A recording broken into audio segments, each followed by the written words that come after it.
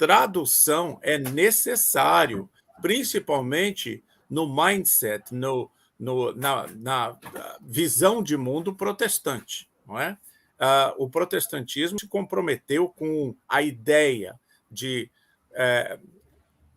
traduzir a Bíblia na língua de cada povo e colocar a Bíblia na mão de cada cristão, para que cada cristão fizesse o exame, o livre exame das Escrituras. E esta ideia não estava presente na Idade Média, quando não havia tradução no vernáculo. Já se usava, oficialmente, inclusive, na Igreja Católica Medieval, uma tradução, que era a tradução para o latim, a Vulgata Latina. Mas foi com os protestantes que surge esse ímpeto de traduzir a Bíblia para o inglês, para o francês, para o espanhol, para o português, para todas as línguas vernáculas.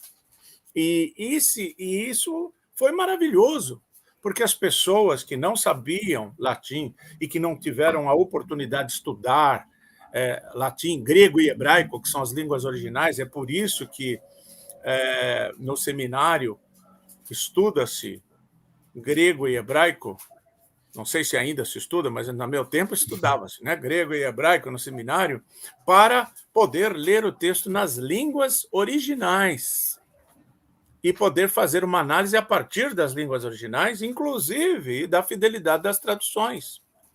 Então, a minha sugestão é que o estudante da Bíblia tenha várias traduções para poder comparar, em várias línguas até, se possível. E ter alguma base também do conhecimento dos originais para poder comparar e entender os comentários que são feitos a partir dos originais pelos especialistas, né? Mas, como disse o Carlos, toda a tradução, já dizia o ditado italiano, tradutore traditore, toda a tradução é uma traição do texto original, porque há palavras que não são traduzíveis, há expressões idiomáticas, e isso vale para qualquer língua moderna e vale também para as línguas bíblicas. Há palavras intraduzíveis no hebraico, no grego, expressões idiomáticas, a gente tenta traduzir. Às vezes, uma tradução muito purista traduz palavra por palavra, perde o sentido.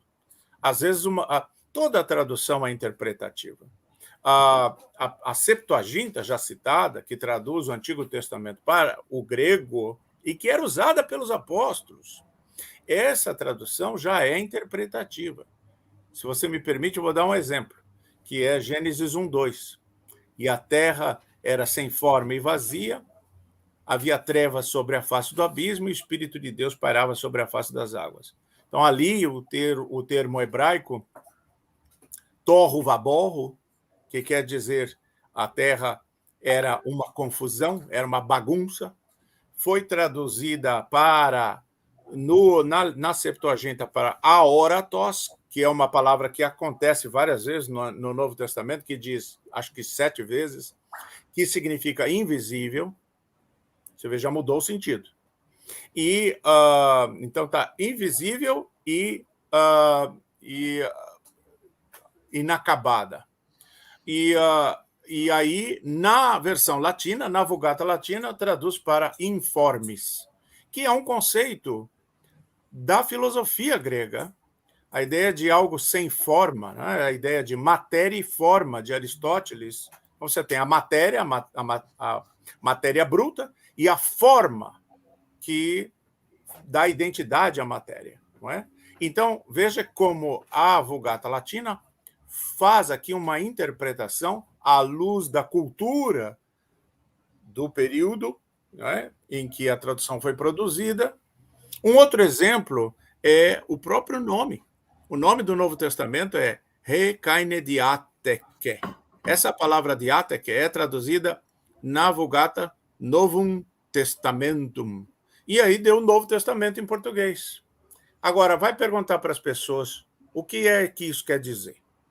Testamento que meu avô fez, deixou o dinheiro dele para nós, etc. Agora, não é isso, não é? O texto grego se chama Rekaine diateke, porque diateke significa aliança.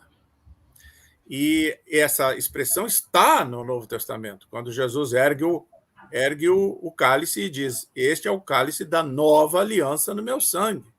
Então faz sentido, né, que o texto se chame Nova Aliança, mas está traduzido, na minha opinião, pobremente, Novo Testamento. Por quê? Porque no latim, na época, testamentum era sinônimo de aliança, mas hoje em dia não é mais.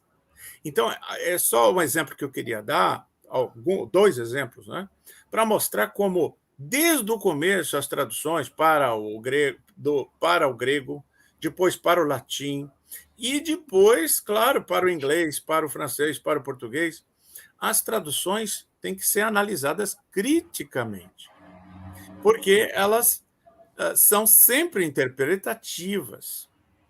Não há como escapar. Como o Carlos disse, a tradução é possível? É possível, mas também é impossível.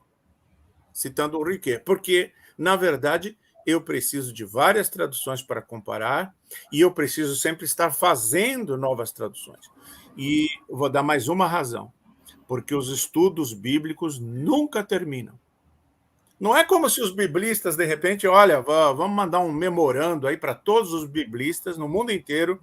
Acabou o trabalho, viu? Acabou, está resolvido, já terminamos de estudar a Bíblia, a gramática, a sintaxe, o grego, o hebraico, não tem mais o que fazer, terminou o trabalho.